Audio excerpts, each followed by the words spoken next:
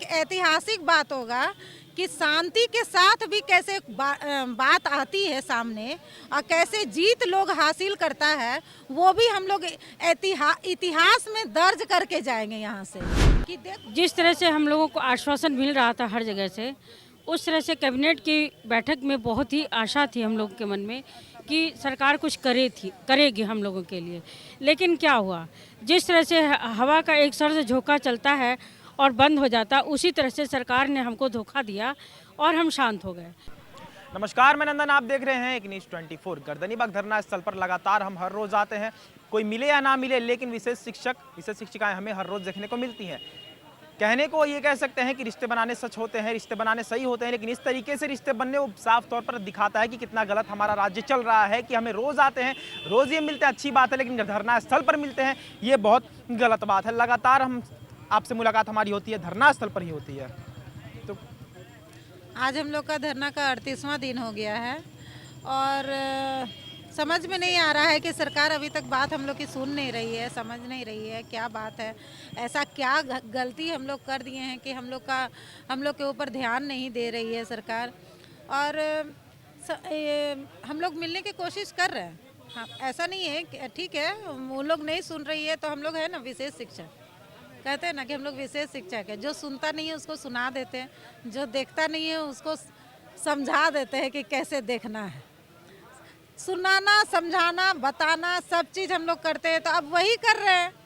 जब सरकार हम लोग को देखने नहीं आ रही है तो कैसे दिखेगा उनको कि यहाँ विशेष शिक्षक है।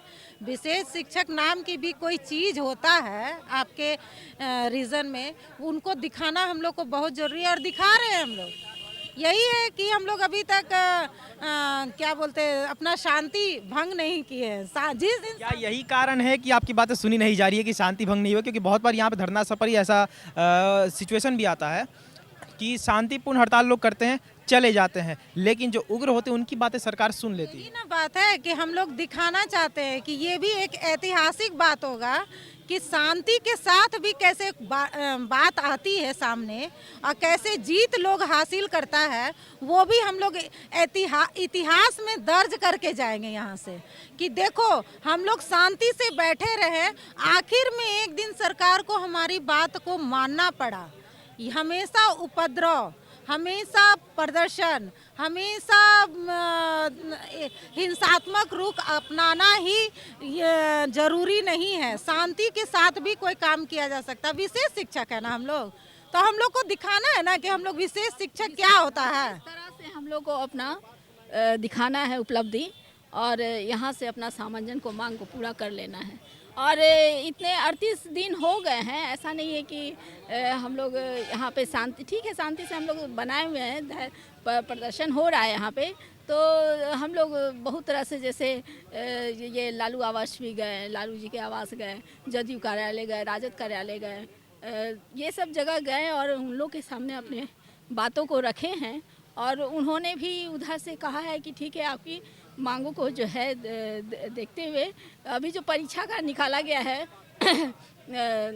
भर्ती जो हुआ आया है विशेष शिक्षक का, तो उसमें जो है वो कहा जा रहा है कि 10 वर्ष की छूट मिलेगी। तो 10 वर्ष की छूट के बाद भी बहुत लोग ये छूट जा रहे हैं, वंचित रह जाएंगे परीक्षा से। तो बस एक ही चीज़ है कि आपको जो है जितने भी हम लोग 38 ज़िला के जो भी हैं, कुल जितने भी 965 सब लोग का सामंजन कर दिया जाए। और सब लोग ट्रेंड पर्सन हैं, सब लोग ट्रेंड हैं, 18 वर्षों से कार्य कर रहे हैं, सभी लोग अपने अपने कार्यों में दक्ष हैं। और जितनी भी तरह के आज तक के कार्यकलाप हम लोग से कार्य लिया गया, सब में हम लोग अव्वल रहे। और इसी सब को देखते हुए आज जो है इतने कुंठित हो गए हैं, इतना कम मानदेय पा करके कि हम लोग जो है यहाँ धरना प्रदर्शन करने के लिए आज मजबूर हो गए हैं। तो हम लोग का ये शौक नहीं, मजबूरी है, ये हड़ताल जरूरी हो गया था हम लोग के लिए। एक पल के लिए मान लेते हैं कि आपको आपका हक मिल गया, तो आने वाली पीढ़ी क्या ये समझेगी ना कि 40 दिनों तक लगातार उन लोगों ने धरना दिया था, विशेष शिक्षक आए थे, शिक्षिकाएं आई थी, साथ में दिव्यांग बच्चे आए, उन्होंने कार्यालय घेरा, अल्टीमेटम भी जारी कर दिया गया कि आप लोग हटिए, तब जाके उन्हें उनका हक मिला।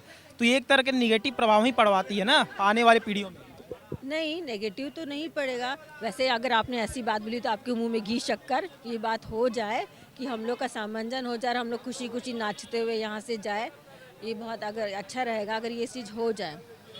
लेकिन ऐसा ये आप जो बोले ना कि नहीं, नेगेटिव प्रभाव बिल्कुल नहीं पड़ेगा, बल्कि वो पीढ़ी भी संघर्ष करना जानेगी कि शांति से, अहिंसात्मक ढंग से कैसे हम लोग अपने अधिकार को मांग सकते हैं। वो एक प्रेरणा होगा उनके लिए कि हम अपने अधिकार को इस तरह भी मांग सकते हैं, और उनके लिए कोई ये नेगेटिव बात बिल्कुल नहीं जाएगी, बल्कि वो पॉजिटिव होंगे और पॉजिटिव होंगे। अच्छे से इसलिए पॉजिटिव होंगे क्योंकि उनको समझ में आएगा कि यहाँ पर मांगने से कुछ नहीं मिलता है, अपने अधिकार के लिए हड़ताल करना पड़ता है, उसके लिए सब्र करना पड़ता है, उसके लिए अपने आप को सहनशीलता बनाए रखना पड़ता है, और साथ में उग्र व्यवहार भी नहीं करना है। एक डिसेंट की पर्सन बन करके भी वो अपने अधिकार को मांग सकते हैं, और वही हम लोग कर रहे हैं। अभी सरकार जो बात, अभी जैसे गए थे कल पाठक सर से बातचीत हुई है, उन्होंने एक चीज़ कहा कि उम्र सीमा में छूट दे रहे हैं। ठीक है, छूट दे रही है, ओके ठीक है, सब परीक्षा दे रहे हैं, फॉर्म भरे, क्या गारंटी है कि सारे के सारे पास हो जाएंगे? हाँ, उसके बाद क्या होगा? जो परीक्षा दे रहे हैं सारे के सारे पास हो जाएंगे, ये क्या वो लिख के दे सकते हैं कि सारे के सारे पास हो जाएंगे? ये चीज़ तो नहीं ना हो सकता है कि सारे के सारे पास ही हो जाएंगे। तो और उसके बाद ये क्यों आप विभागीय परीक्षा लीजिए और मौका दीजिए, जैसे नियोजित शिक्षकों को मौका दे रहे हैं, हम लोग को भी मौका दीजिए, हम लोग उस तरह से करेंगे। तो ये कोई ये ऐसे ये गलत होगा हम लोग के साथ। 17-18 सालों से काम करने के बाद आप ये कह रहे हैं कि परीक्षा में बैठ जाइए, ये तो फिर उसके बाद अगर परीक्षा में बैठ जाते हैं तो आप अगर मान लो सर, तो पीछे से सब लोग यही बोलेंगे ना कि इसमें धांधली हुई है, ये हुई है, वो हुई है। हाँ, विभागीय परीक्षा ले ले, हम लोग उसके लिए तैयार हैं। विभागीय परीक्षा ले, हम लोग तैयार हैं उसके लिए। कहीं ना कहीं मैम ये हो सकता है ना कि 38 दिन हो चुके हैं, आपको क्या लगता है कि आगे चलकर क्या होगा? 38 दिनों से आप यहीं पे हमें दिख रही हैं। देखिए 38 दिन हुए हैं अभी तो, और जब तक मांग नहीं पूरी होगी तब तक तो हम लोग यहीं पर रहेंगे। जिस तरह से हम लोगों को आश्वासन मिल रहा था हर जगह से, उस तरह से कैबिनेट की बैठक में बहुत ही आशा थी हम लोगों के मन में कि सरकार कुछ करेगी हम लोगों के लिए। लेकिन क्या हुआ, जिस तरह से हवा का एक सर से झोंका चलता है और बंद हो जाता, उसी तरह से सरकार ने हमको धोखा दिया और हम शांत हो गए। लेकिन इस शांति को शांति ना समझा जाए। धैर्य का बांध अब जब टूट जाएगा तो हम लोग अब बाध्य हो जाएंगे घिराव करने के लिए। इतना सरकार से कहना चाहते हैं, नहीं तो हम लोग की बात को शांतिपूर्वक सुन लिया जाए और हम लोग का सामंजन कर दिया जाए। एक बात और सरकार से कहना चाहते हैं कि ठीक है, आप हम लोग की बात को अनदेखी कर रहे हैं, लेकिन इस बात पर भी थोड़ा सा ध्यान दें कि फरवरी में जो एग्ज़ाम आने वाला है बच्चों का, दिव्यांग बच्चे किस तरह उसमें भाग लेंगे, उस पर भी उनको थोड़ा सा ध्यान देने की ज़रूरत है।